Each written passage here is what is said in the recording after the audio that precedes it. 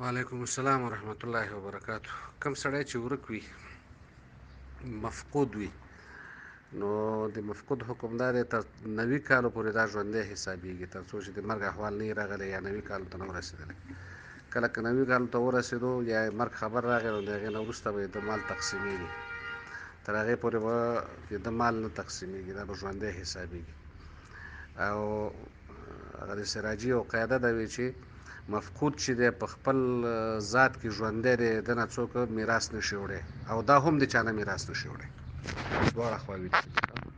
نو دغه زنانه چې د 20 کاله وروسته د خپل میړه میراث غواړي او هغه لا پته نه لګېږي ورکه ده، ورک دی میړه یې، نو دا میراث حق نه لري چې میراث د خپل میړه نه ویسي.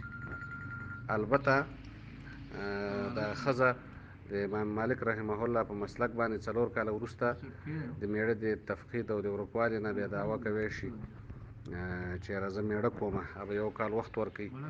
د هغې نه وروسته که میړه بیا هم پیدا نه شو، نو بیا قاضي به ورته اجازه کوي چې میړه وکړه. السلام علیکم ورحمة الله.